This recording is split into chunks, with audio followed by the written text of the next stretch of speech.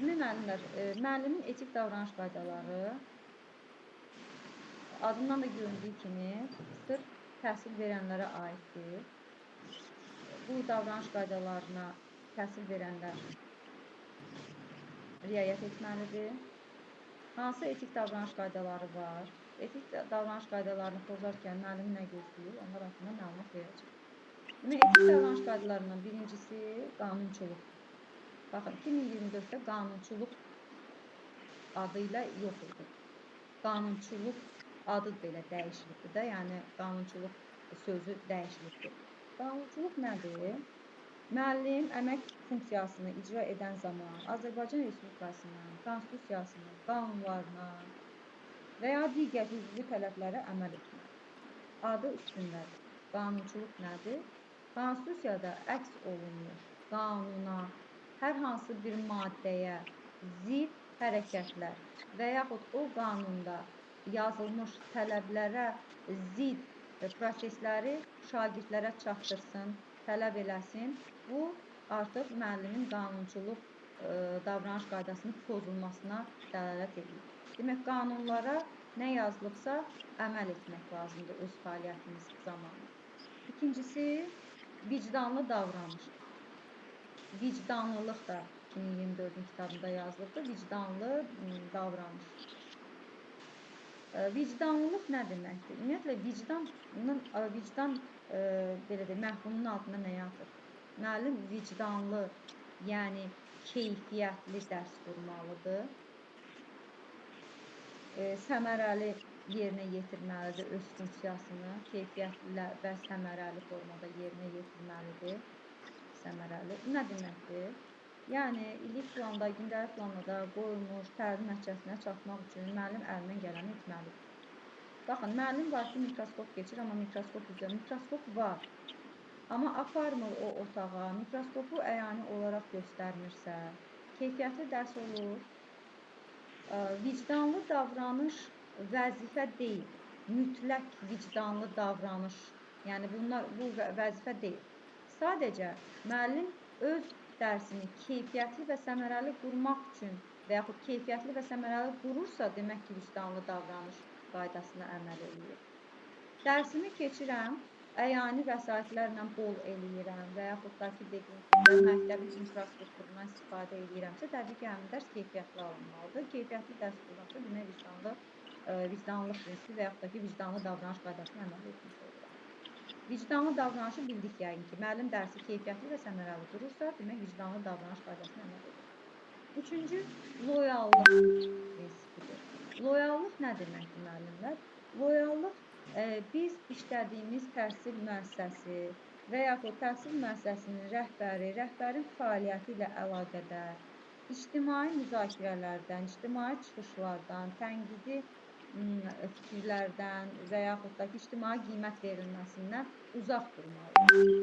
Məsələn, hər hansı bir rəhbərin etdiyi bir hərəkət, şagirdlərlə davranışı və yaxud da ki, təhsil verənlər, pedaqoji işçilərlə davranışı, telefona çəkmək, müxtəlif saytlarda paylaşmaq artıq nə deməkdir? Biz bunu ictimailəşdiririk. Və ictimailəşdirərkən onlara ictimai qiymət verirlər. Yəni, bunu valideyn görür, bunu Respublikanın digər vətəndaşları görür, qiymət verirlər. Bunu belə etmək olmaz. Yəni ki, əgər mən təhsil müəssisəsinin rəhbəri ilə hansısa bir əks hərəkətlərini, qeyri-qanuni hərəkətlərini görürəmsə, birinci olaraq onu o rəhbərlə müzakirə etməliyəm. Yox, alınmırsa, bu zaman o təhsilə baxan müvafiq qurumlara müraciət etməliyəm. Mən bunu ictimailəşdirim, ictimai qınağa səbəb olum, ictimai qiymət versinlər, tənqidi fikirlər yürütsünlər, yeri gəldi, gəlmədi. Demək ki, loyallıq prinsipini pozmuş oluram. Hansı ki, biz dəfələrlə Facebookda görürük də, gizlin çəkiliş var. Təhsil müəssisəsidir, baxın, görün, 11-ci sinifdir, 11-ci sinifdə bir nəfər uşaq yoxdur, görürsünüz də Facebookda çəkirlər və yaxud da ki, filan rəhbər rüşvətxordur, belə pul verir, onu telefona çəkir, onu Facebooka qoyur. Bütün bunlar müəllimin etik davranış qaydasını pozması deməkdir. Yəni, o elə bir siz yaxşı hərəkət edir, onu ictimaiyyətə çıxarır. Loyallıq prinsipini pozur və buna görə də müvafiq cəza gözləyə bilər o müəllim. Dördüncü var mədəni davranış. Demək, loyallıq nə oldu? İctimai qınaq yazın, ictimai müzakirə yazın. Məncə bizə yetər. İctimai müzakirələrdən uzaq olmalıdır. Hardasa bir problem görərsə, o problemi özünlə həll etməlidir. Rəhbərin özünlə və yaxud müvafiq qurumla həll etməlidir. Sonra var mədəni davranış. Mədəni davranış, yəni adı üzərindədir. Müəllimin təhsil prosesinin iştirakçıları ilə təhsil prosesinin iştirakçıları kimlərdir? Valideyn, şagird, məktəbdə olan digər pedaqoji kadrlar nəzakətli və təmkinli davranmalıdır. Nəzakətli, baxın, təkcə şagirdlərlə deyil, təhsil prosesinin iştirakçıları ilə. Yəni məktəbdə kim varsa, təhsil prosesində iştirak edən, dediyim kimi də valideyndir, şagirddir, kitabxanaçı olsun və yaxud laborant olsun, nəzakətli və təmkinli davranmalıdır. Baxın, adı üstündədir. Sonra tənqidi fikirlərə müəllim hörmətlə yanaşmalıdır. Tənqidlərə yox ha, tənqidi fikirlərə. Məsələn, valideyn və yaxud digər müəllim və yaxud rəhbər hansısa bir tənqidi fikir söyləyər ki, məsələn, siz dərsi bu üsulla keçsəz daha yaxşı olar və yaxud da ki, filan fəaliyyətiniz doğru deyil, filan fəaliyyətinizdə dəyişikliklər edin. Bunlar tənqidi fikirlərdir də, başqalarının rəyləridir.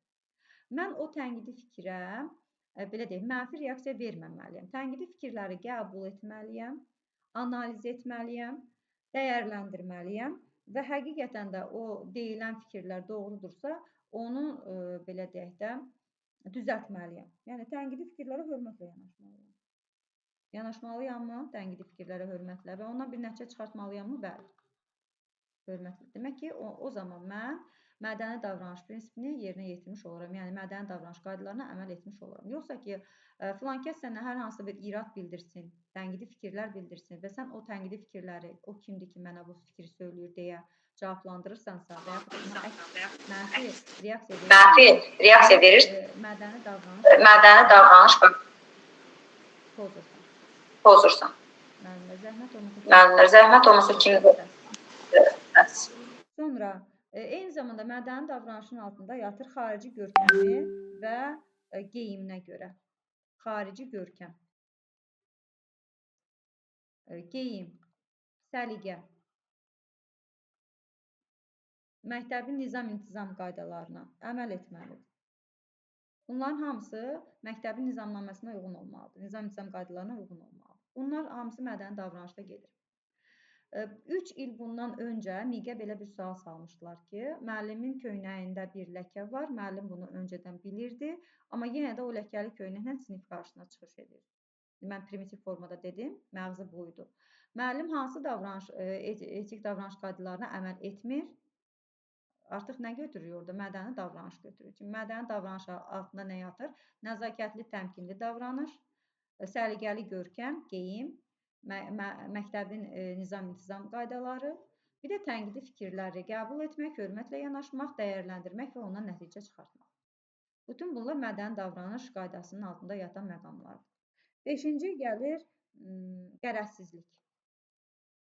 Qərəzsizlik adı üstündədir yenə də. Müəllim təhsil prosesinin iştirakçılarına, xüsusən də şagirdlərinə qərəzsiz yanaşmalıdır. Yəni nə irqinə, etnik mənsubiyyəti olsun, dili olsun, cinsi olsun, irqi olsun, sosial mənsubiyyət olsun, din olsun, fərqi yoxdur. Buna görə təhsil alanlara fərq qoymamalıdır. Baxın, qərəzsiz yanaşma. Sadaladıqlarıma görə fərq qoymamalıdır. Və yaxud hər hansı bir təhsil işçisi bunu ona təsir etməsinə də yol vermək olmaz. Bir müəllim gələr ki, filan uşağa qərəzli yanaşaq, filan uşağın qiymətində belə bir dəyişiklik eləyək. Ona belə yol verməməlidir və şərait yaratmamalıdır. Nə özü, nə də başqasının qərəzli yanaşmasına yol verməməlidir. Bu olur qərəzsizlik prinsipi. 5-ci, 6-cı yerdə olsun ictimai etimad. İctimai etimad nədir?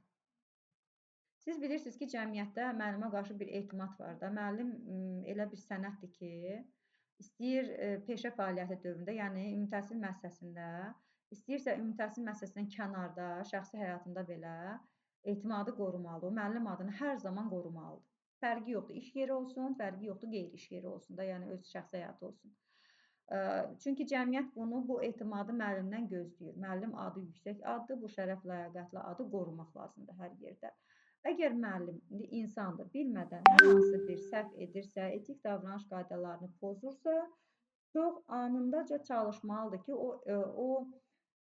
belə deyim də, etik davranış qaydalarını bərpa etsin. Müəllim səsinin tonunu yüksəldə bilər və yaxud da ki, müəllim hansısa bir qeyri-etik davranış sərgiləyə bilər bilmədən və yaxud da ki, bilərəkdən. O zaman nə olur? O zaman cəmiyyətin etimaddan düşür də o müəllim. Ona görə də çox sürətli bir şəkildə o etimadı qazanmaq üçün o etik davranış qaydalarını necə pozmuşdursa, onun nəticələrini aradan qaldırmalıdır. Yazım ictimai etimadda etik davranış qaydalarını pozarkən, yazaq biraz. Davranış qaydalarını pozarkən onu anındaca bərpa etməlidir. Başqa, bir də var ki, müəllimlər ictimai etimadda müəllim, yenə də deyirəm, təhsil müəssisəsi və ya rəhbərlik haqqında ictimaiyyətə doğru düzgün məlumat verməlidir. Yəni, yalan məlumat yaymamalıdır. Yalan məlumat yayarkən fikir verin. Mən əgər rəhbər barədə yalan məlumat yayıramsa və yaxud hansısa bir müəllim barədə yalan məlumat yayıramsa, bu təkcə həmin müəllimi nüfuzdan salmır. Bu, ümumiyyətlə, o təhsil müəssisəsini nüfuzdan salır. Düzdür müəllimlər? Bir rəhbər rüşvətxordursa, artıq təkcə o rəhbəri mi aşağılayırlar cəmiyyət? Yox, o müəssisəyə yəni etimadı azalır. Artıq hansısa bir valideyn öz övladını aparıb bu müəssisəyə qoymaqdan imtina edir. Ona görə də ictimai nüfuzuna hörmətdən salmamalıdır, belə deyək də. Bu nüfuzu zədələyə biləcək bir qərarlar verməməlidir, buna şərait yaratmamalıdır. Başqa bizdə müəllimlər, bir də sonuncu, 7-ci, hüquq, azadlıq, şərəf və layiqətinə hörmətlə yanaşmalıdır. Yəni, müəllim nə özünün, nə də bir kənar müəllimin, onu da burada müəllimlər qeyd edeyim, 7-ci. Hüquq və vəzifələrə, hüquq və belə deyək, azadlıq. Hər birimizin bir hüququ var. O hüququ pozan məsələlərə zidd hərəkətlər etməməlidir. Kiminsə ləyaqətini, şərəf və layiqətini alçatmamalıdır. Bu formada, baxın, bunun altında bu yatır. İctimai etimadda etik davranış qaydalarını pozarkən onu düzəltməlidir. Bir də kütləvi informasiya vasitələrinə yalan məlumat verməməlidir. Hüquq və azadlığın qorunmasında isə belə bir şey var ki, müəllim təhsil prosesinin iştirakçılarının hüququnu pozacaq, azadlığını əlindən alacaq və nüfuzdan sala biləcək şərait yaratmamalıdır. Bu qədər. Bu, müəllimin etik davranış qaydalarıdır. Başqa, müəllimin fəaliyyətində müəllim üzürsüz səbəbdən dərsdən qalmamalıdır. Müəllim rəhbər tərəfindən qoyulan qaydalara əməl etməlidir. Rəhbər tərəfindən qoyulmuş tapşırıqları yerinə yetirməlidir. Əmr və sərəncamları yerinə yetirməlidir.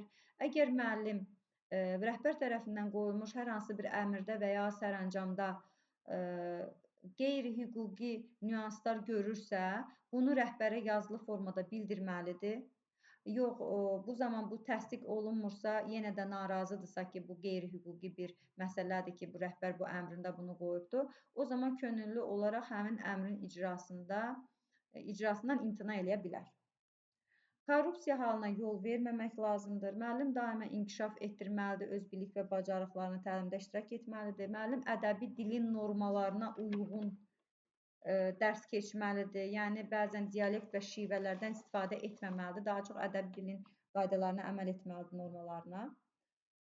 Şəxsi həyatında və eyni zamanda bayaq dediyim kimi təkcə təhsil məktəbində yox, eyni zamanda şəxsi həyatında da, müxtəlif digər xidməti fəaliyyətində də müəllimlik adını qoruyub saxlamalıdır, vicdanlı davranmalıdır, Respublikamızın tarixi və mədəni irsin qorunub saxlanmasında iştirak etməlidir. Oldu bizdə müəllimlərin etik davranış qaydaları.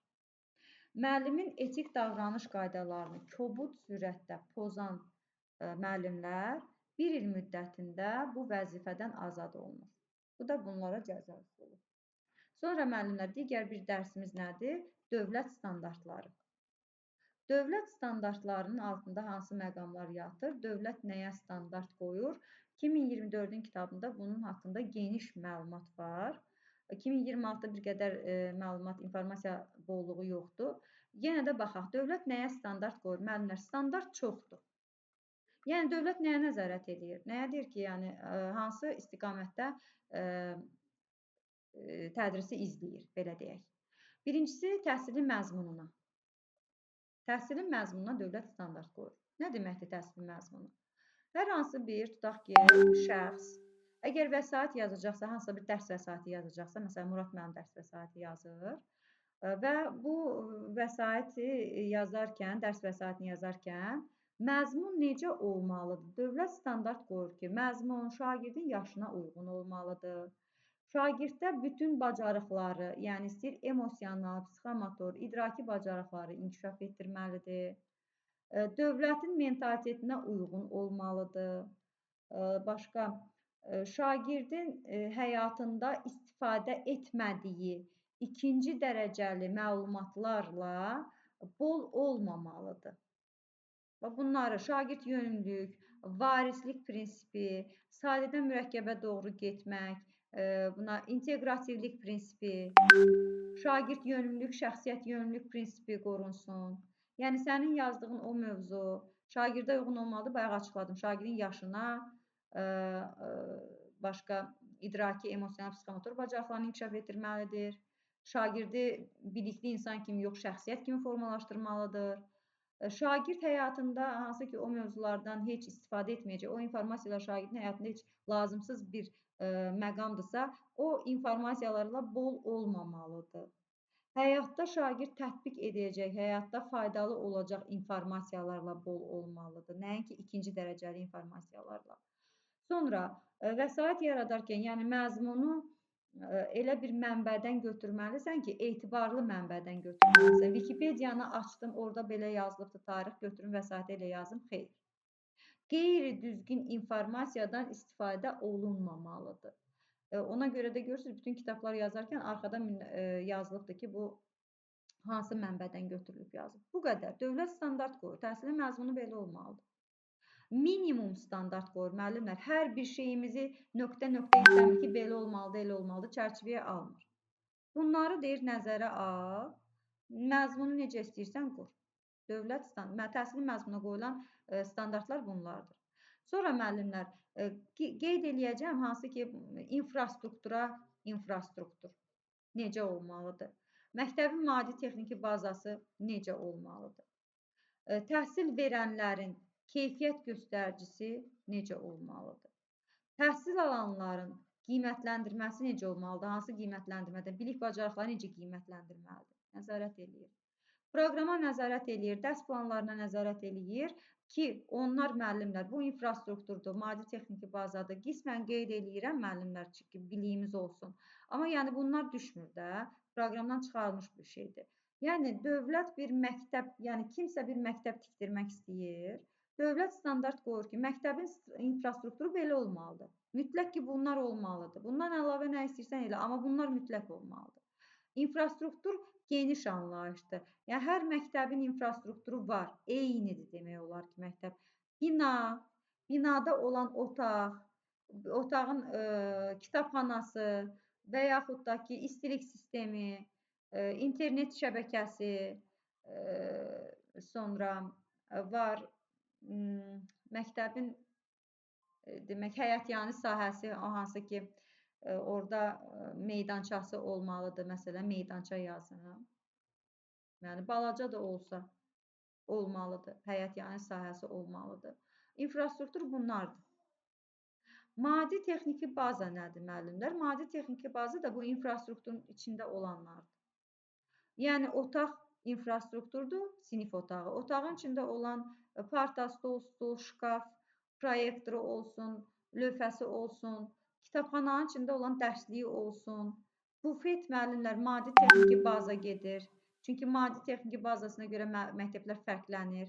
Bufeti olmayan məktəblər var ki, uşaqlar kənardan nəsə alıb yeyirlər. Yəni, o da maddi-texniki bazadır. Və yaxud da ki, idman zalı maddi-texniki bazadır müəllimlər. İdman meydançası maddi-texniki baza deyil, infrastrukturdur. Mütləq olmalıdır. Balaca da olsa idman meydançası olmalıdır. Amma idman zalıdır, akt zalıdır, sonra o tibb işçilərinin otaqları var. Bax, o otaqlar, onlar maddi texniki baza gedir. O maddi texniki bazanın içində bunlar, yəni standart qoyur ki, belə bir baza olmalıdır. Təhsil verənin keyfiyyət göstəricisi ən çox zavuşların imtahanına düşür. Təhsil verən bizik. Bizim keyfiyyət göstəricimiz necə olmalıdır? Müəllim necə olmalıdır ümumiyyətlə? Özünü inkişaf etdirir, təşəbbüskar olmalıdır. Belə deyim də, bayaqlarım nə saydım orada etik davranış qaydaları hamısı müəllimin keyfiyyət göstəricinə aiddir. Təhsil verənlərin qiymətləndirməsinə müəllimlər dövlət standart qoyurmu? Bəli, əlbəttə görürsünüz 9-cu, 11-ci siniflərin buraxılış imtahanlarını dövlət şəxsən nəzarət edir. Qiymətləndirməni təhsil alanın qiymətləndirməsinə təhsil verənin keyfiyyət göstəricisi necə olmalıdır? Onlara standart qoyur. Səliqəsi, təşəbbüskarlığı, innovasiyalara yiyələnməsi, bilik bacarığının artırılması, bütün bunları müəllimin keyfiyyətləri, bunlar dövlət standart qoyur. Belə olmalıdır, müəllimin belə olmalıdır. Yəni 2026-da bunlar da çıxarılıbdır müəllimlər. Amma nə qədər çox bilsək, o qədər də bizim üçün faydalıdır. Bir də müəllimlər, yəni bir 13 dənədir, 12-13 dənədir, hamısı yoxdur, ümumiyyətlə heç vaxtda düşmür. Əsas olaraq səriştələri qeyd eləyək. Şagirdimizdə hansı səriştə formalaşdırmalıyıq? Buna dövlət standart qoyub, mütləq ki, sən şagirdini bu səriştələrlə formalaşdır, bu səriştələri şagirdə formalaşdır. Səriştə nə deməkdir, müəllimlər? Səriştə bilik, bacarıq, vərdiş, dəyər, keyfiyyət. Bu anlayışı özündə əks etdirən bir tək anlayışdır. Əvvəllər biz istifadə edirdik ki, müasir müəllim bilikli olmalıdır. Yox, indi bunu istifadə eləmirik. Təkcə bilik istəmirik müəllimdən. Müəllim həm bilikli olmalıdır, həm o bildiyini fəaliyyət şəklində bacarıqlı olmalıdır. O bacarıqla biri var mikroskopda preparat hazırlayır, 1-45 dəqiqədə müəllim var ki, mikroskopda preparat hazırlaya bilmir. Demək ki, o bacarığı vərdişə çevirməyib. Vərdiş eyni zamanda nəinki müəllim bilik bacarıqlı olmalıdır. Müəllimin bir dəyəri olmalıdır, bir xarakteri, bir keyfiyyəti olmalıdır. Müəllim var adamın yanından keçəndə müəllim salam vermir. Müəllim var danışırsan orada sənin tonunu başqa cür eləyir. Yəni baxırsan deyirsən ki, bunda nə dəyər var ki, mənəvi dəyərlərdən söhbət gedir müəllimlər. Dəyərlər, keyfiyyətlər, bütün bu 5 dənə anlayış deyirik ki, müasir müəllim və ya müasir insan səriştəli insan olmalıdır. Baxın, səriştənin altında bu 5 məqam yatır. Baxırıq səriştələr, hansı səriştələr var müəllimlər? 3 növ səriştə var. Təfəkkürlə bağlı səriştələr, fəaliyyətlə bağlı səriştələr, bir də dəyərlərlə bağlı səriştələr. Birinci müəllimlər, bunu əzbəririk ki, səriştələrin 3 forması var. Təfəkkürlə, fəaliyyətlə və dəyərlə bağlı. Sonra buna diqqət edir ki, təfəkkürlə bağlı səriştələr hansılardır? Yaradıcı təfəkkür, tənqidi təfəkkür, problem həll etmə, qərar qəbul etmə və müstəqil öyrənmə təfəkkürlə bağlı olan səriştələrdir. Yaradıcı təfəkkürün altında nələr yatır? Bunu geniş keçəcək. Təbii ki, əgər bir uşaq ibtidai sinifdə bir əşyadan qeyri-adi formada istifadə edirsə, bir məsələni daha yeni, orijinal formada məsələni həll edə bilirsə və yaxud hər hansı bir problemə kreativ yanaşırsa, innovativ layihə nədir müəllimlər? Yenilikçi layihə, hansı ki, orada da yenilik tələb olunur. İştirak edirsə, demək ki, şagirdin yaradıcı təfəkkürlə bağlı səriştəsi var. Tənqidi təfəkkürü geniş keçəcək. Tənqidi təfəkkür nə deməkdir? Əgər insan dediyi fikrini əsaslandıra bilirsə arqumentlərlə, əgər doğrunu yanlışı seçə bilirsə, meyar əsasında kimisə dəyərləndirib qiymətləndirə bilirsə, demək ki, bu insanın tənqidi təfəkkürü səriştəsi var. Problem həll etmə nə deməkdir? Bəzən olur ki, biz hər hansı bir problemə düşürük, başlayırıq özümüzü itirməyə, problemin kökü nədir bilmirik, yəni belə deyim də, emosional olaraq özümüzü sabitləyə bilmirik, motivasiya edə bilmirik, depressiyaya düşüb gedirik. Demək ki, bizdə problem həll etmə bacarığı yoxdur. Bunun əksi, əgər bir insan problemin nə olduğunu aydınlaşdıra bilirsə, problemin həlli üçün strategiya qurur, onu icra edə bilirsə, artıq motivasiyadan düşsə, özünü emosional olaraq sabitlik nümayiş etdirə bilirsə, demək ki, problem həll etmə bacarığı var. Qərar qəbul etmə adı üstündədir. Yenə də məsuliyyətli, verdiyi qərarın arxasında dayana bilirsə, məsuliyyətlidirsə, olur qərar qəbul etmə. Müstəqil öyrənmə bacarığı, xüsusən də müəllimlərdə və şagirdlərdə bu müstəqil öyrənmə səriştəsi olmalıdır müasir dövrdə. Niyə müstəqil öyrənmə nədir? Müstəqil öyrənmə odur ki, öyrənmə mənbələrini seçə bilir. Öz öyrənmə fəaliyyətini müəyyənləşdirə bilir ki, mən nəyi, necə, hardan öyrənə bilərəm. Uşaq var ki, uşağa deyirsən ki, inşa yaz gətir və yaxud hər hansı bir məsələni həll elə və yaxud ingilis dili müəllimi veribdir ki, tutaq ki, hər hansı bir mətni tərcümə et. Uşaq gedəcək, ya hazırlıq müəllimini gözləyəcək, ya valideynini gözləyəcək ki, gəlsin, buna inşa yazdırsın. Müasir uşaq elə uşaqdır, müəllimlər. Müasir hansı uşaq gözləyir ki, valideyn gəlsin, ona inşa yazdırsın? Çox qəşəng müstəqil öyrənmə səriştələri var. Açır Google-u, baxır, oradan nə bilim, hansısa bir kitablar, bədii əsər yazır ora, əsərləri yazır və yaxud da ki, axtarır, tapır, köçürdür inşasını. Uşağın əgər başı çıxırsa, telefonda müxtəlif riyazi proqramlar var. Misalın üstünə tutur o misalı qəşəng həll eləyir o proqram. İndi Allah'a şükür bir saytlar çıxıb da, ağıllı saytlar. Nə istəyirsən ora yazır, yazırsan, o sənə cavab verir. Bu uşaqda görürsünüz müstəqil öyrənmə. Uşaq bilir ki, müəllimə belə bir şey deyim. Bəzən olur ki, mövzunun adını verirəm, bir də görürsən ki, şəxsiyə yazırlar ki, müəllimə, o mövzu neçənci səhifədədir? Artıq demək ki, bu insanın müstəqil öyrənmə səriştəsi yoxdur. Niyə? Çünki mən mövzunun adını yazmışam. Mündəricət deyilən bir şey var. Açıb mündəricətdə o mövzunun adını tapıb səhifəsinə baxa bilərsiniz. Düzdürmü? Bunu bacarmırsa bu insan, demək ki, hələ ki müstəqil öyrənmə səriştəsi formalaşdırmır.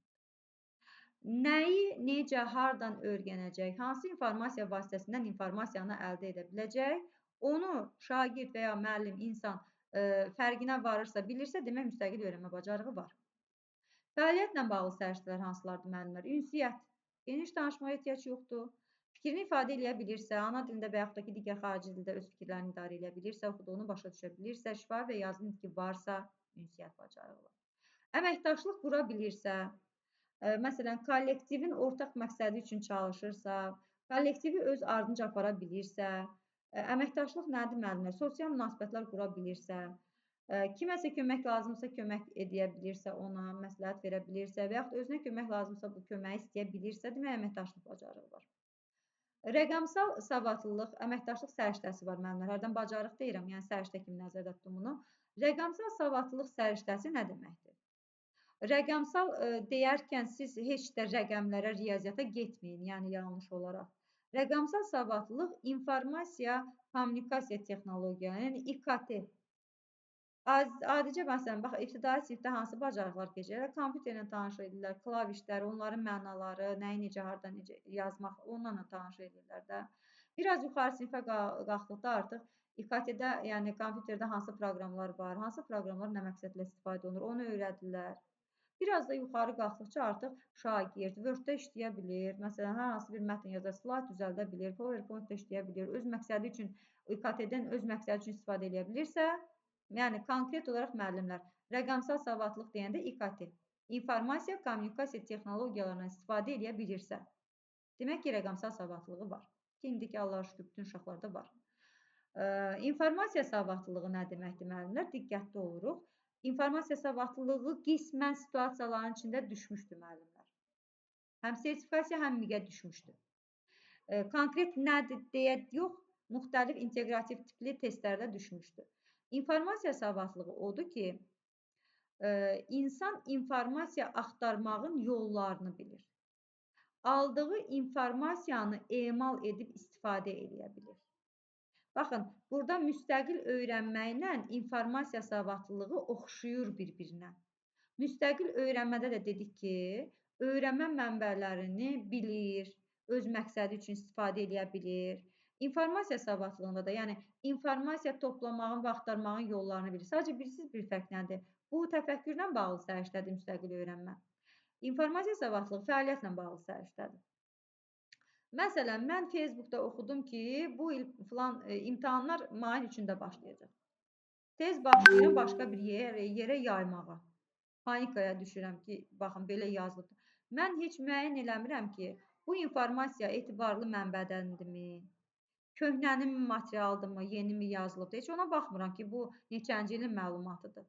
Sadəcə qabağıma çıxıb, indi Facebookda azadlıqdır. Kim nə istəyir informasiya paylaşa bilir. Və yaxud xəbərlərdə eşitdiyim hər hansı bir informasiyanı emal edə bilirəmsə, məsələn, müəllimlər, xəbərlərdə eşidirik ki, Bu il qayda-qanunda dəyişiklik var. 4 səhv bir düz aparır və yaxud da ki, kurikulumdan minimum 6 dənə sual düz yazmalısan. Aldım informasiyanı. Elə insan var ki, o informasiyanı analiz edir, bilmir o nə deməkdir. Elə insan var ki, təşvişə düşür ki, 6 dənə sual yazmalıyım. Yazmasam, fəndən 40-a 40 yazım, məsələn 40 sualın hamısını yazım, keçmirəm. Emal eləyir və başlayır özü öyrənməyə və yaxud müəllim tutur öyrənir, hansısa bir tədbir görməyə. Yəni informasiyanı emal edib istifadə edirsə, informasiya savadlılığı var. Maliyyə savadlılığı adı üstündədir. Bir uşaq və yaxud insan şəxsi büdcəsini idarə edə bilirsə, nə bilim, gəlirlərini, xərclərini hesablaya bilirsə, uşaq var ki, məsələn, 50 qəpik versən, 10 qəpiyini xərcləyir, 40 qəpiyini yığır. Yığa-yığa gedir, sonda bir müəyyən məbləğ toplayır, özünə xərcləyir onu. Uşaq var ki, 50 manat versən, gedir borca düşür, 60 manatlıq bir şey alıb yeyir və yəni ki, büdcəni idarə edə bilmir. Demək, maliyyə savadlılığı yoxdur. Maliyyə savadlılığı təkcə pulla bağlı deyil, müəllimlər. Əgər uşaq, məsələn, dəqiqədə bir qələmini itirir, kitabını itirir, və yaxud da ki, nə bilim, məktəb əşyalarını qırır, dağıdır. Yəni, bunun özü də maliyyə savadlılığının içində gedir. Ən azından gündə bir qələm itirən şagird, yəni onun dərkinə varmır ki, yəni bu pulla alınıb da, yəni yenə də gəlir xərcə gedir də, büdcəyə gedir. Sonra müəllimlər, dəyərlərlə bağlı səriştələr hansılardır? Dəyərlərlə bağlı səriştə artıq insanda dəyər formalaşdırır, mənəvi dəyər formalaşdırır. Milli kimliyin dərki, milli iftixar hissi. Bu nə deməkdir? Əgər uşaq dövlət rəmzini tanıyırsa, ona hörmət eləyirsə, Azərbaycanda yaşayıram, Azərbaycançılıq ideyaları nədir, Azərbaycanı necə təbliğ eləyə bilərəm, bunu bilirsə, demək, milli kimliyin dərki və ya milli iftixar hissi səriştəsi var. Fəal vətəndaşlıq mövqeyi nədir? Bir vətəndaş necə olmalıdır? Bir vətəndaş yaşadığı bölgənin, ölkə haqqında məlumatlı olmalıdır. Dövlətçilik ənənələrini bilməlidir. Dövlət marağı nədir? Onu müdafiə etməlidir. Baxırsınız, indi əvvəllər MİQ üzrə müsahibəyə gedən yoldaşlar burada varsa, təsdiqləyə bilər ki, MİQ-də sual verirlər. Məsələn, hardansan? Şəkidən. Şəkidə filan abidə hardadır? Və yaxud da ki, Azərbaycanda ən qədim muzey, nə bilim, ən qədim abidə və yaxud filan bir şey soruşurlar. Bəzən olur ki, MİQ-çilər deyir ki, müəllim, mən fiziki tərbiyəyəm, mən nəyimə lazımdır ki, bunu bileyim, bilməyim. Necə yəni? Sən vətəndaşsansa bu dövlətin, fəal vətəndaş mövqeyi dəyərin olmalıdır. Bu səriştən olmalıdır. Nə oldu müəllimlər fəal vətəndaş mövqeyi? Yaşadığı bölgə və ölkə haqqında məlumatlıdır, ənənələrimizi bilir, ona riayət edir, o ənənələri xaricdə, məsələn, digər ölkələrdə yayır. Üçüncü, sosial və şəxsi məsuliyyət. Məsuliyyətli olmalıyıq, yəni bunun altında budur. Məsuliyyətli olmağın altında nə yatır? Əgər, məsələn, biz davranış mədəniyyəti, baxın, məktəbdə necə davranaq? Uşaqları ekskursiya aparırıq, zooparka aparırıq, parka aparırıq, nə bilim, hansısa bir tarixi muzeyə aparırıq. Muzeyə girən kimi uşaqlar vəhşi hərəkət edirsə, nəyə necə davranmaq lazımdır, necə hərəkət etmək lazımdır bilmirsə, heç nə, o muzeydə vurub, qırıb, sındırıb gələcəkdir.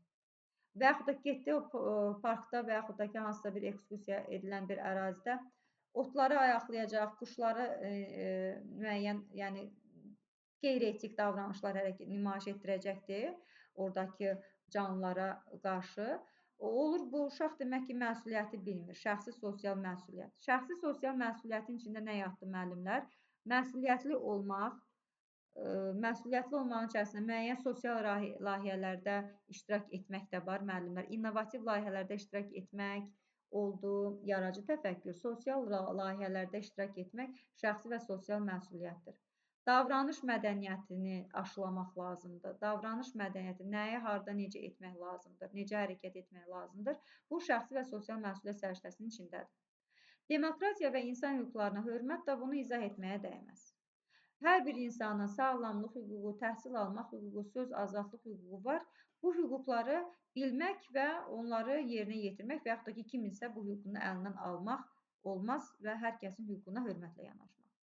Mədəni müxtəlifliyə hörmət nə deməkdir? Bilirsiniz ki, Azərbaycan tolerant bir ölkədir. Tolerantlıq, yəni mədəni müxtəlifliyə hörmət deməkdir. Azərbaycanda yaşaya bilər müxtəlif dini, dili, nə bilim, etnik mənsubiyyəti fərqli olan insanlar yaşaya bilər və biz hamımız ona hörmət edirik. Hətta bəzən olur ki, müharibə şəraitində deyirdilər ki, bizim düşmən yaşayır bizim ölkədə, biz onlara çox hörmətlə yanaşırıq, ev veririk, yaşamasını təmin edirik. Niyə? Eləməliyik. Çünki Azərbaycan tolerant ölkədir. Mədəni müxtəlifliyə hörmətlə yanaşmalıdır. Acı bir sinifdə 26 nəfər şagird varsa, qız əgər deyir ki, mənim yanımda yox, oğlan oturmasın, bu nədir artıq? Bu ayrı seçkilikdir. Və yaxud da ki, o başı bağlıdır, o başı bağlaya bitər, yanaşır müəllimlər. Bəzən olur ki, Facebookda deyirlər ki, hə, direktor qoymur başını bağlasın və s. Bu yaxınlarda qarşımıza çıxmışdı. Bu ayrı seçkilikdir. Dinə qarşı ayrı seçkilikdir. Dilə qarşı, cinsə qarşı, sosial mənsubiyyətə, etnik mənsubiyyətə qarşı ayrı seçkilik etmək olmaz. Onda mədəni müxtəliflik səriştəsi olmur. Mədəni müxtəliflik səriştəsi, yəni bu fərqliliklərə hörmətlə yanaşmaq deməkdir. Müəllimlər, bu da oldu əsas mövzularımızdan biri. Sonuncu əsas mövzunda izah edirəm, çünki izah etməsəm biz yenə də test işləyə bilməyəcəyik. Sonuncu mövzumuz pedaqoji proses. Pedaqoji prosesin prinsipləri nədir? Ümumiyyətlə, pedaqoji proses nədir? Müəllim və şagird arasında baş tutan proses olur pedaqoji proses. Pedaqoji prosesin prinsipləri hansılardır? 9 prinsip var. Birincisi, pedaqoji proses tam olmalıdır. Diqqətli olun müəllimlər. Çünki vəsaitimizdə bunların tamamilə açıqlaması yoxdur. Ancaq mənim izahıma qulaq asmaqla dərk edə bilərsiniz. Pedaqoji prosesin tamlığı nə deməkdir? Pedaqoji proses tam olmalıdır o deməkdir ki, pedaqoji proses öyrədici, inkişaf etdirici və tərbiyələndirici olmalıdır. Burada tərbiyə edici, psixoloji tərbiyədən söhbət getmir. Məsələn, müəllimlər, hər hansı bir mövzu keçirəm. Məsələn, kimyadan suyun dövranını keçirəm. Su haqqında keçirəm. Suyun alınma üsuludur, kimyəvi xassəsi, fiziki xassəsi və s. Mövzum budur. Öyrətdim. Baxın, su haqqında öyrətdim müxtəlif üsullarla. Öyrədəndən sonra evə də bir tapşırıq verirəm ki, su dövranını biraz araşdırın və yaxud da ki, digər tapşırıq verərəm, test verərəm. Bununla da bunu inkişaf etdirmiş oluram və yaxud da ki, deyə bilərəm, bir maket hazırlayın suyun dövranına dair. Və eyni zamanda suyun faydaları haqqında, suyun qorunma yolları haqqında da danışdımsa, bu da oldu tərbiyələndirici. Yəni, keçdiyim mövzunu həm şagirdə öyrədici olmalıdır, həm şagirdi inkişaf etdirməlidir, həm də şagirdi tərbiyələndirməlidir. Yenə də deyirəm, tərbiyə, psixoloji tərbiyədən söhbət getmir, böyüyə hörmət falan yox. O mövzunun tərbiyələndirici xüsusiyyəti haqqında danışmalıyım. Acil məsələn mövzum çılpaq toxumlar da biologiyadan və yaxud da ki, göbələklərdir. Mən bu göbələklərin hər şeyini danışdım. Daxili quruluşu, xarici quruluşu, funksiyası, yaşam şəraiti və s. Eyni zamanda bu ağacları necə qorumaq lazımdır? Niyə qorumaq lazımdır? Ağaclar azalarsa nə olar? Bunlar haqqında məlumat verim ki, ən azından o uşaq bir yerə gedəndə o otu ayaqlamasın. Yəni, yeri-yersiz o ağacları kəsməsin, qorusun. Oldu pedaqoji prosesin tamlığı. İkinci gəlir təlimdə bərabər imkanlar. Təlimdə bərabər imkanlar odur ki, şagirdlərin hamısına bərabər imkan yaratmaq lazımdır. Məsələn, şagird oturub, tutaq ki, informatika otağında 4 dənə kompüter var, 4 dənə şagird ondan istifadə eləyir, 3 dənə şagird istifadə edə bilmədi. Burada nə pozuldu? Bərabər imkan pozuldu. Neyniyə bilərəm müəllimlər? Şagirdi qruplara bölə bilərəm ki, bir dənə kompüterin qarşısında 2 otursunlar, qrup iş işləsinlər və yaxud da ki, cütlərlə iş işləsinlər ki, bunların hamısı üçün bərabər imkan olsun. Və yaxud müəllimlər, inşa verirəm evə və yaxud da hansısa bir esse falan verə bilərəm, təqdimat verə bilərəm. Təqdimatı müxtəlif istiqamətdə verim. Mövzu, məsələn, məndə çirklənmədə bizdə həyat bilgisindən mühafizə keçir, ətraf mühitin mühafizəsi. Mövzum budur, ətraf mühitin mühafizəsi. Mən bunu bir neçə hissəyə bölüm. Atmosferin mühafizəsi, torpağın mühafizəsi, nə bilim, yaşıllıqların qorunması, zibilliklərdən doğru düzgün, məsələn, emalı. 4 yerə bölüm ki, qoy uşaq hansı o uşağa uyğundursa, onun üzərində işləsin. Məcburi olaraq atmosferin qorunması bir istiqamətdə qoysam, bəlkə də uşaq onu yaza bilməz, bəlkə də maraqlı deyil. Və yaxud da ki, mən sabahlarım hər hansı bir tədbirə hazırlaşıramsa, məsələn, 20 yanvar tədbirinə hazırlaşdırıramsa, 20 yanvara dair inşa yazın. Deyirəmsə, onda hamısı gərək inşa yazıb gətirir, orada bərabər imkan olmadı. Niyə? Çünki inşa yaza bilməyən uşaqlar var, hansı ki, əl qabiliyyəti daha yaxşı olan uşaqlar var və yaxud da ki, rollu oyunlar, rola girə bilən uşaq var. Mən o mövzunu, deyə bilərəm, inşa şəklində yaza bilərsiniz, rollar şəklində ifadə edə bilərik. və yaxud da ki, rəsmini çəkə bilərsiniz 20 yanvara. Bir neçə istiqamətdə qoyun ki, hər uşaq öz imkanına uyğun hazırlayıb gətirə bilsin. Demək, müəllimlər, təlimdə bərabər imkanlar nədir? İnfrastrukturdan hər kəs istifadə etməlidir. Kitabxana hər kəs üçündür, hər kəs, bütün şagirdlər üçün əlçatan olmalıdır. İdman meydançası, kompüter otağı, bütün şagirdlər üçün əlçatan olmalıdır. Bu günləri müəllimlər, bizdə bir dənə biologiya otağı var, indi 3 dənə müəllimə var da, hamımızın da bayağı bir saatımız var. 6B sinifi deyir ki, müəllimi, 6A sinifinin müəllimi bütün günü deyir, ona qəşəng biologiya otağında dərs keçirsiniz, biz bircə dəfə çıxardıbsınız ora. O qədər həyaslıq elədilər ki, 10 dəqiqədən sonra dedim, durun, çıxaq gedək biologiya otağına. Görək, boşdursa da oturaq, boş deyilsə fizika otağına gedərik. Həqiqətən də uşaqlar bunu tələb eləməkdə haqları var. Bərabər imkan pozulur axı. 6A sinifi məktəbin maddi-texniki bazasından istifadə edir, 6B istifadə eləmir. Müəllim imkan vermir. Onda nə olur? Bərabər imkanlar prinsipi pozulur. Üçüncü, nə olsun müəllimlər? Bərabər imkanlardan sonra məsələn gedək, şagird yönlülük prinsipi. Şəxsiyyət yönlülük prinsipi. Gəlin birinci prinsipləri yazın, yadına çıxmasın. 5-ci olsun şagird yönlülük, şəxsiyyət yönlülük, inkişaf yönlülük prinsipi. 6-cı fəaliyyətin stimullaşdırılması. 7-ci dəstəkləyici mühitin yaradılması. 8-ci inklüzivlik. Və 9-cu məktəb valideyn münasibətləri. Baxın, pedaqoji prosesdə bütün bu şərtlər ödənməlidir. Şagird yönlülük nə deməkdir, müəllimlər? Adətən yenə də deyirəm, müasir dövrdə əvvəlki kimi düşmür. Yəni 2 ildir, 3 ildir, belə bir situasiyaya düşmür ki, filan situasiyanı verər ki, bunda hansı prinsip ödənilir. Yəni o qaldı köhnədə. Amma yenə də öyrənədə. Çünki mən imtahana sual yazan deyiləm ki, mən deyəm ki, %100 bunlar düşməyəcək. Yəni düşmür də, müasir dövrdə rast gəlmirik. Amma yenə də öyrənməli ki, proqramda varsa düşə də bilər. Kim qarantiya verir ki, düşməyəcək? Şagird yönlülük prinsipi şagirdə xidmət etməmdir. Mövzunu hansı iş üsulundan keçəcəm, hansı iş formasına istifadə edəcəm, dərsi necə quracam, fəaliyyətim necə olacaq, cəlb olunmam necə olacaq, hamısını nəzərə alıram şagirdin maraq və tələbatını. Şagird yönlülük budur, müəllimlər. Şagirdin maraq və tələbatını nəzərə alaraq dərsimi təşkil etməmdir. Şəxsiyyət yönlülük nədir, müəllimlər? Bir insan şəxsiyyət necə adlandırıram? O insanda gərək idraki bacarıq, emosional bacarıq, psixomotor bacarıq olmalıdır, üçü bir arada. Üstə gələkdə dəyərlər olmalıdır, milli bəşəri dəyərlər. Oldu bu nə? Şəxsiyyət. Demək, bir şagirdimi mən həm idraki bacarıqlarını inkişaf etdirməliyəm. Müəllimlər, idraki bacarıqları, yəni idrak taksonomasını geniş keçəcək. Yəni şagirdim anlamalıdır, tətbiq etməlidir, yeri gəndə yaratmalıdır, təhlil etməlidir. Həm bu bacarıq var. Həm emosional bacarıqlar. Emosional bacarıqlar nədir? Başqa birilərindən ünsiyyət. Psixomotor bacarıq nədir? Hərəkətlə bağlı. Hər üçü olmalıdır.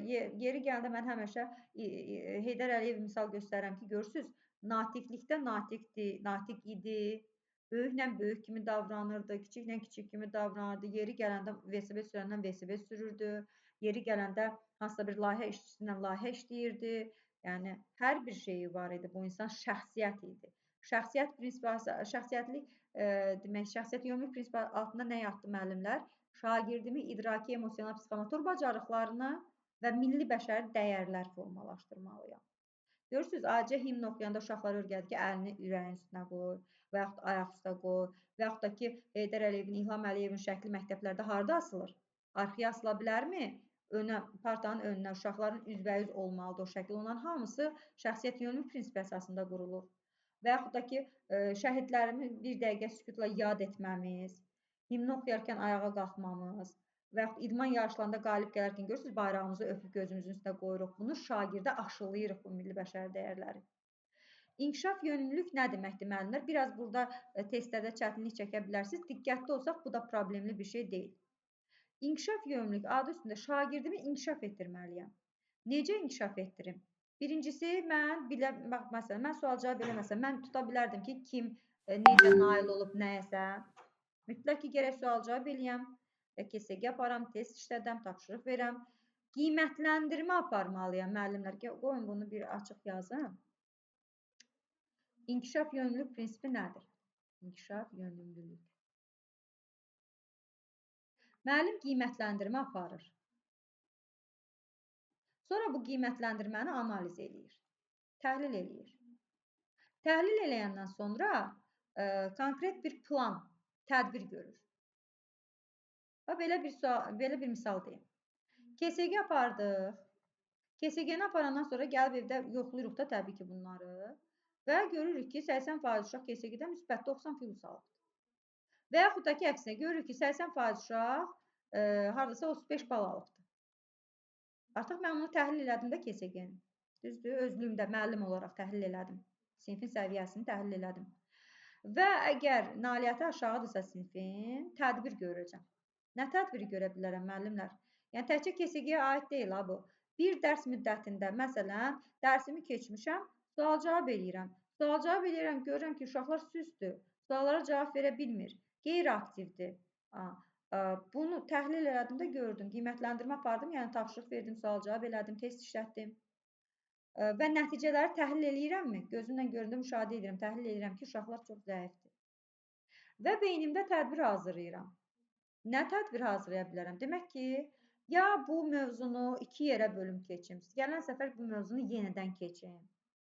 Və yaxud da evə bir video atım bu mövzu ilə bağlı. Və yaxud əlavə bir sınaq atım. Bu mənim görəcək tədbirlərim ola bilər. Siz indi beyninizdə daha kreativ tədbirlər görə bilərsiniz. Başqa əlavə nə edə bilərik? Yəni layihə verə bilərik, əlavə təqdimat verə bilərik, getsin işləsin, araşdırma verə bilərik. Bunlar hamısı nədir? Müəllimin gördüyü tədbir. İndi müəllimlər, mən qiymətləndirmə aparmasaydım, təhlil edib hər hansı bir tədbir görməsəydim, KSG işlədilər, hamısı 35 bal alıb. Heç bir tədbir də görmədim, keçdim növbəti bölməyə. O bölmə şagird üçün bir, belə deyim də, mənimsənilməmiş qaldı mı? Mən şagirdim belə bir formada inkişaf etdirə bilərəm müəllimlər? Yox, təbii ki. Elə özümüzdən götürək. Dərsə başladım, heçdən. Sual-cavab eləmədən, bugünkü dərsimiz müəllimlər, budur, pedaqoji prosesin. Başladım bunu qəşəng, mükəmməl formada izah eləməyə. Gələn dəfə yenə müəllim izah eləyir.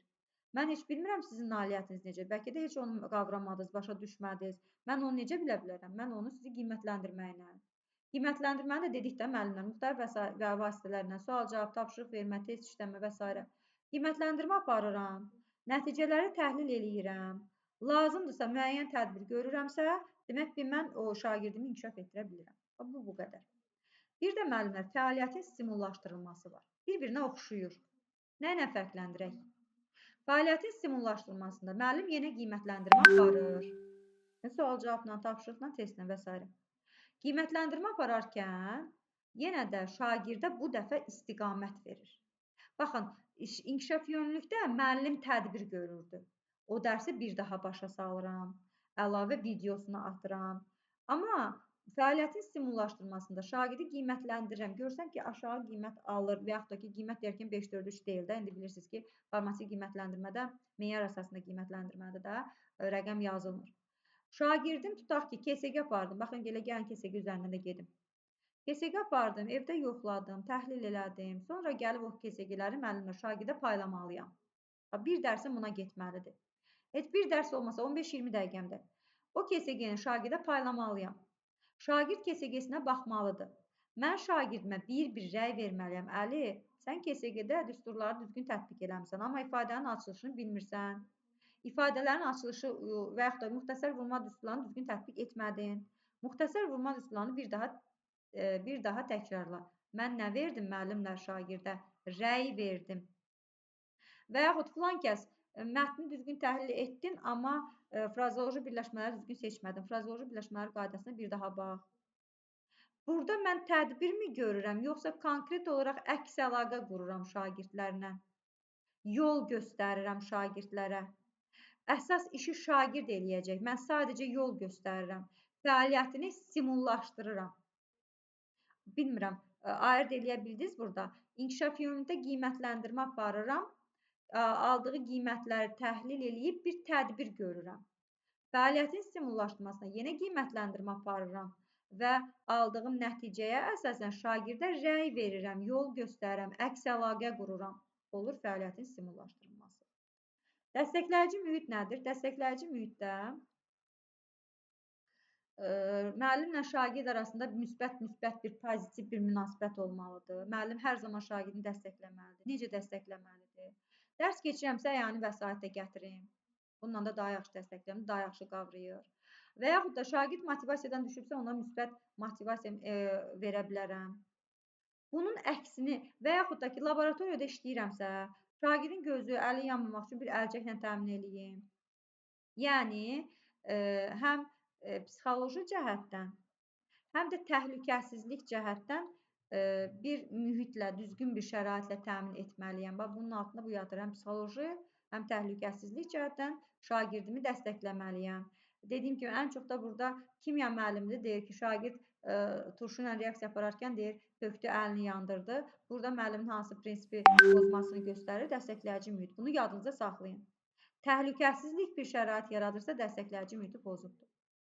Qeyri-pozitiv münasibət yaradırsa da şagirdlərlə psixoloji münasibət. Məsələn, şagird dərsə gecikibdir, müəllim şagirdi tutdu, bir tənqidi fikirlər bildirdi, küncdə saxladı və yaxud da ki, hamı nə tər fəaliyyət göstərsə bunu onu elətdirmədi qrup işində, dedi get işləmə qrup işini, get tək otur.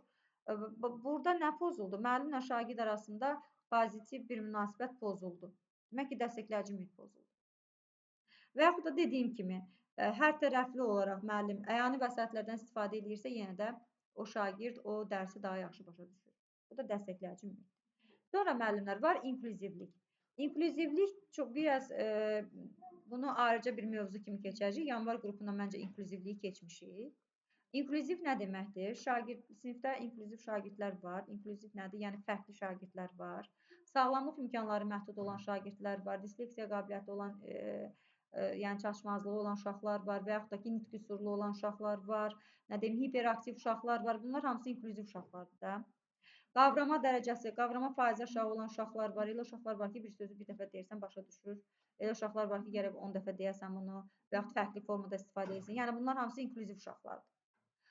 Mən dərsimi bu inklüziv uşaqları nəzərə alaraq keçməliyəm. Necə keçməliyəm? Geniş keçəcək. İnklüzivlik budur.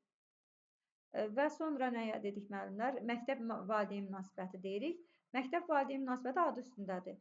Valideyn də şagirdinin öz övladının tədbirində iştirak etməlidir, öz övladının potensial imkanlarına bələd olmalıdır. Yəni, tam valideyni məktəbdən ayırmaq olmaz. Düzdür, indi valideyn məktəbə əvvəllər məsələn açıq qapı günü idi. Valideyn gəlib məktəbdə hansısa bir sinifdə oturub şagird o dərsi izləyə bilərdi. İndi biraz o qayda yoxdur. Valideyn əgər hər hansı bir dərsi izləmək istəyirsə, gəlib ərizə formasında rəhbərə bildirməlidir. Rəhbər onun ərizəsini təsdiq edəndən sonra valideyn gəlib hansısa bir müəllimin dərsində oturub dinləyə bilər. Görürsünüz, sərhədləmir, yəni valideyn aralamır. Yəni məktəbdən aralamır. Məktəb şagird üçbucağı olmalıdır. Valideyn tədbirdə iştirak eləsin, valideyn müəllimə kömək eləsin, hər hansı bir tədbirin təşkilində kömək eləyə bilər. Bu formada da bunlar könüllü olaraq hansısa bir layihədə iştirak eləyə bilər. Bu da oldu məktəb-valideyn əlaqəsi. Müəllimlər 9 dənə pedaqoji prinsip var. Orada köhnə kitablarda 2024-də müəllimin hüquq və vəzifələri var müəllimlər. Hüquq və vəzifə. Bircə kəlmə ilə bunu deyəcəm. Yerdə qalanı məntiqlə özünüz tutun. Hüquq odur ki, bu sənə verilibdir. Sən bundan istifadə edə də bilərsən, etməyə də bilərsən. Vəzifə odur ki, mütləq etməlisən bunu. Məsələn, baxın bir söz deyim sizə. Şagirdə bilik və bacarıq vermək, bilik, bacarıq vərdişləri təmin etmək. Hüquqdur, vəzifədir. Vəzifədir, çünki mütləq verməlidir bu bilik. Amma məsələn, hər hansı bir vəzifədə seçmək və seçilmək vəzifəyə, sinif rəhbəri vəzifəsi və yaxud müəllimlər var, geri direktora namizədliyin dərəcəsidir. Bir vəzifədir. Bu hüquqdurmu müəllimlər, yoxsa vəzifədirmi? Mütləq ki, hamı vəzifəmi tələb etməlidir və yaxud digər vəzifələrə gedə bilərmi? Hüquqdur. Yəni, istəyən sinif rəhbəri ola bilər və yaxud da ki, hansısa bir, nə bilim, direktora namizədini də verə bilər. Konkret izah elədim. Daha bunları açıqlamıram müəllimlər. Özünüz oxuyanda bunu necə oxuyacaqsınız? Oxuduğunuz sözə fikir verin. Mütləq bunu eləməlidirsə müəllimin vəzifəsidir. Eləyə də bilər, etməyə də bilər. Məsələn, hər hansı bir tədbirdə iştirak etmək və yaxud tədbir təşkil etmək. Könüllüdür, müəllimin hüququdur. Səriştəli, təşəbbüskar müəllimdirsə təşkil eləyəcək. Təşəbbüskar müəllim deyilsə, yəni tədbir təşkil etmək vəzifəsi deyə bir şey yoxdur. Və yaxud ixtisas dərəcəsini artırmaq. Dərəcəni artırmaq. Məsələn, bakalavr bitirmişəm magistrda. Bitirməliyəm, mütləqdirmi bu? Elə müəllim var, gedir magistratura, doktorantura davam elətdirir. Elə müəllim var ki, elə bakalavr bitirir, gəlir müəllim kimi işləyir, heç də davam etmək fikri də yoxdur. Vəzifə olsa gərək hamı bu pillələrdən keçə. Bu hüquqdur, ixtisas dərəcəsini artırmaq. Məsələn, şagirdlərin, yəni pedaqoji təhsil verənlərin sağlamlığını qorumalıdır, müdafiə etməlidir. Bunun hüquq götürün, vəzifə götürün. Bu vəzifəsidir. Hər hansı bir şagird pilləkənin başına sağlaşırsa, mən onun sinif rəhbəri deyiləm, fənn müəllimi deyiləm, tanımıram, yanından ötüm keçim. Və yaxud hər hansı bir şagird sağlam həyat tərzi sürmürsə, siqaret çəkir, baxırıq ki, müəyyən vərdişləri var.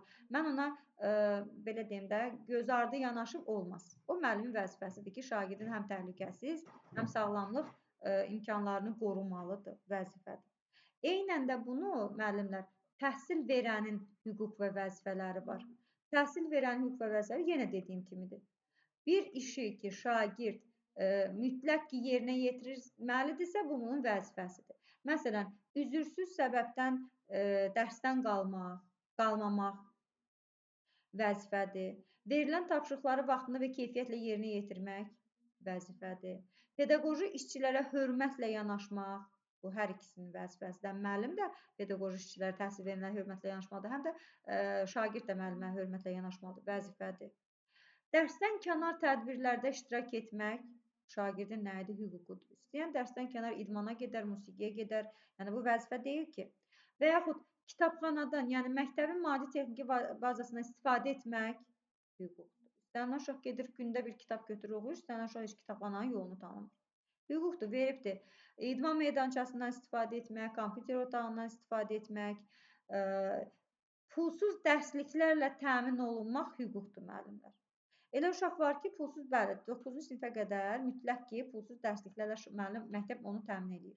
Amma elə uşaq var, deyir ki, gedib mən özüm alacam, mənim öz kitabım olsun, məndə qalacaq. Getsin, pulsuz dərsliklərlə təmin olunmaq hüququdur şagirdlərin. Eynən də bunun valideynlərin hüquq və vəzifələri var. Valideyn də hüququ, etməli olduğu bir şey vəzifəsidir. Məsələn, şagirdinin nailiyyəti barədə müəllimlə daimi əlaqə saxlamaq valideynin vəzifəsidir. Müxtəlif tədbirlərdə iştirak etmək könüllü hüququdur.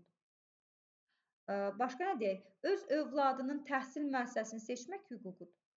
İstəyər 5 nömrəli məktəbi təhsil müəssisəsi kimi seçər, istəyər 2 nömrəli məktəbə qoyar, istəyər ingilis dilində qoyar, istəyər rus dilində qoyar. Bu valideynin hüququdur. Məktəbin nizam-intizam qaydalarına əməl etmək hər üçünün vəzifəsidir. Təhsil alanın da, müəllimin də, eyni zamanda təhsil verənin də. Məktəbin nizam-intizam qaydaları varsa, ona əməl etməliyik. Bu formada bunları geniş danışmadım, amma yenə də məntiqlə tuta bilərik. Bunu hər kəs tutubdur. Məncə, burada çətin bir şey yoxdur. Təhsilin pillə və səviyyələrində keçən dəfə dedik müəllimlər, düzdürmü? Təhsil pillələri daha geniş anlayışdır. Bizə əvvəllər təhsil pillələrinin hamısını əzbərləyirdik. Məktəbə hazırlıq, daha doğrusu ümumi təhsil müəssisəsi və yaxud da ki, orta ixtisas təhsil pilləsi, bir dəqiqə fikrimi toplayım, ümumi təhsil pilləsi və yaxud da ki, orta ixtisas təhsil pilləsi, ali təhsil pilləsi. Bunlar pillədir də. Pillə nədir? Baxçaya burada yazmamışam. Məktəbə qədər təhsil pilləsi. Pillədir. Pillə geniş anlayışdır. Uşaq birinci hara gedir? Baxçaya. Baxçanın qurtarandan sonra hansı binaya gedir? Məktəbə. Məktəb binasını qurtarandan sonra hara gedir bu? Peşə təhsil pilləsi də bura yazın. Peşə təhsil pilləsi. Ya peşə məktəbinə gedəcək, ya kollecə, texnikuma gedəcək, ya da ki, universitetə gedəcək. Yəni, pilləni sanki bina kimi götürün. Məktəbə qədər ümumi təhsil pilləsi, peşə təhsil pilləsi, orta ixtisas təhsil pilləsi, ali təhsil pilləsi. Əvvəllər düşürdü, indi düşmür. Niyə müəllimlər? Çünki biz nə bağça müəllimiyik, Nə universitet müəllimi, nə kollec müəllimi. Bizə lazımdır bir dənə ümumi təhsil pilləsinin adını bilmək. Ümumi təhsil pilləsi yəni məktəb. Ümumi təhsil pilləsinin səviyyəsi hansıdır müəllimlər? Bunu keçən dərs dedik. Demək hansıdır? Məktəbə hazırlıq. Məktəbə hazırlıq 0-cı siniflərdir də, 5 yaşlılar.